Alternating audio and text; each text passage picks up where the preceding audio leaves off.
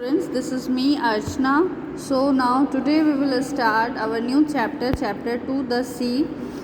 Here it is written, have you ever been to a beach? What did you enjoy most about the beach? Would you like to go there again and why? तो कभी आप बीच पे गए हो और आपको सबसे अच्छा वहाँ पे क्या लगा या आपने क्या चीज़ एंजॉय किया है और क्या आप दोबारा वहाँ पे जाना चाहोगे, है ना। तो एक चैप्टर को स्टार्ट करने से पहले ना हमें थोड़ा सा इमेजिनेशन करना पड़ता है किसी भी चीज़ को, है ना। मैं ये पहले रीड करती हूँ पोएम को, उसके बाद हम लोग एक्सप्लेनेशन स्टार्ट करेंगे। The sea is a hungry dog, giant and grey. He rolls on the beach all day with his clashing teeth and shaggy jaws. Hour upon hour he gnaws the rumbling, tumbling stones and bones, bones, bones, bones. The giant sea dog moans, licking his greasy paws. And when the night wind roars and the moon rocks in the stormy cloud, he bounds to his feet and snuffs and sniffs, shaking his wet sides over the cliffs and howls and hollows long and loud. But on quiet days in May or June, when even the grasses on the dune play no more their reedy tune, with his head between his paws, he lies on the sandy shores, so quiet, he scarcely snores.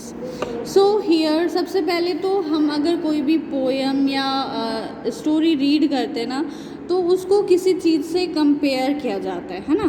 तो यहाँ पे जो सी है यानी जो सी waves है उसको किससे कंपेयर किया गया है, एक जायंट हंग्री ग्रे डॉग से, मीन्स बहुत बड़े डॉगी से, वाइल्ड डॉग से, ठीक है। यहाँ पे देखो आप पिक्चर देख के भी आपको समझ में आ रहा होगा कि वो किससे किए है करके, ठीक है।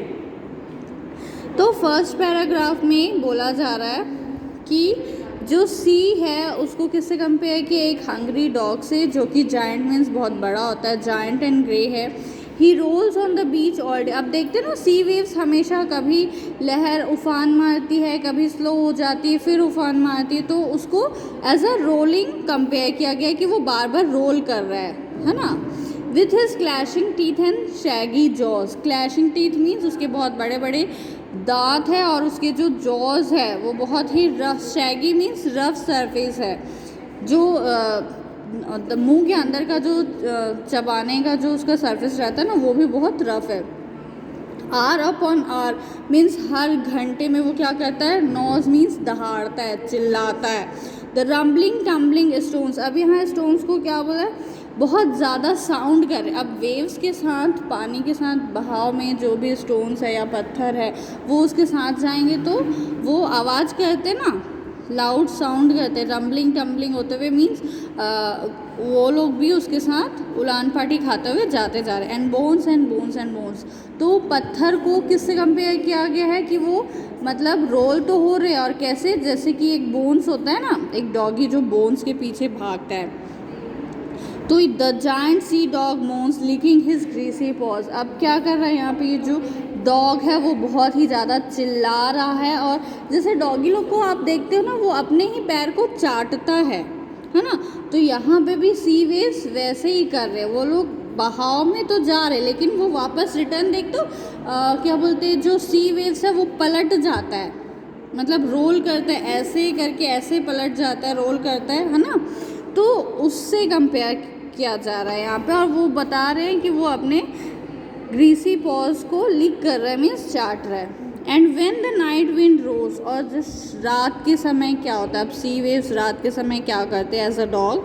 And the moon rocks in the stormy cloud, he bounds to his feet and snuffs and sniff. जब रात को हवा चलती है, बहुत तेज़ हवा चलती है, तो जो मून रॉक्स है, स्टॉर्मी क्लाउड्स है, जो बादल है वो बहुत गरज रहे हैं, और वो क्या करता है, he bounds to his feet and snuffs and sniffs, मतलब कि वो अपने पैरों पे बैठ जा रहा है, पैर सामने करके डॉगीज बैठते हैं, आप देख रहे हो ना। स्नफ एंड स्निफ मीन्स ऐसे फुफकारना, मतलब डॉगी लोग एक आवाज़ नहीं क्या बोलते करते हैं, कुछ जैसे गले में फंस गया है या कुछ उनको हो रहा है तो shaking his weight sides over the Cliff. वो क्या करते हैं, अब जैसे आप डॉग को भिगा दोगे पानी से तो वो लोग क्या करते हैं, अपने आप को झाड़ते हैं ना अपने पूरे शरीर को हिला के। And halls and hollows long and loud, तो वैसे ही वो अपने शरीर के ऊपर के पानी को झाड़ रहा है, हटा रहा है और फिर फुफकार रहा है, ठीक है। But on quiet days in May or June, when even on the grasses, on the dune, play no more their ready tune, with his head between his paws, he lies on the sandy shores, so quiet, he scarcely snores. अब season wise यहाँ पे explain कर रहे हैं उसकी activity को। तो quite days यानी मई जून में क्या होता है, जब बहुत गर्मी का टाइम रहता है तो देखते हो आप ज़्यादा उसमें लहरें नहीं उठती है। क्यों नहीं उठती है, क्योंकि जैसे बारिश का टाइम है या ठंड का मौसम है तो हवा बहुत ज़्यादा चलती है, जो तूफ़ान आते हैं उसकी वजह से भी वेव्स ज़्यादा चलते हैं ना। तो अब नॉर्मली समर सीज़न में देखते हो मोस्टली बोलते हैं ना समर सीज़न में नहीं जाएंगे यार बीच पे, मज़ा नहीं आता है। क्यों, क्योंकि उस टाइम पे ज़्यादा वेव्स नहीं दिखते हैं हमको, है ना। तो वही बोल रहा है कि मई और जून में यानी कि क्वाइट डेज में जब वेव्स जो है शांत रहते तब क्या करता है, when even the grasses on the dune, grasses भी अपनी ड्यून में रहते मीन्स अपने ही मगन में रहते हैं, किसी को किसी से फ़र्क नहीं है, मतलब समर के सीज़न में किसी को किसी से मतलब नहीं रहता है ना। तो वो लोग अपना रेडी ट्यून क्या है प्ले नहीं करते, मतलब एकदम शांत रहते, कोई आवाज़ नहीं, कोई शोर शराबा नहीं, ना ही वेव्स का आता है ना वहाँ पे जो ग्रासेस है उनका आता है, किसी भी चीज़ का नहीं आता है, ठीक है। ठीक है, तो फिर play no more with his head between his paws, he lies on the sand shore, so quiet he scarcely snores. आप देखो जब डॉगी अपना पैर आगे करता है दोनों, तो उन दोनों पैरों के बीच में वो अपना सर रखता है ना, उन दोनों पैरों के बीच में वो सर रख के ऐसे सामने की तरफ पैर करके सो जाता है, कभी कभी ध्यान देना, है ना। तो वो क्या करता है, यहाँ पे वही लिखा है लास्ट वाले पैराग्राफ में, with his head between his pause, अपने दोनों पैरों के बीच में सर रख लिए और वो सैंडी शोर्स में, मतलब कि जो रेतीला किनारा है वहाँ पे चुपचाप बैठ गए। यानी कि जो सी शोर है यानी कि जो सी वेव्स है वो एकदम धीरे से, जो बहुत कम लहरें होती है ना, देखते हो हल्के से आ रही है और चुपचाप वापस चले जा रही है या वहीं पे ही वो रुक जा रही है रेत पे ही।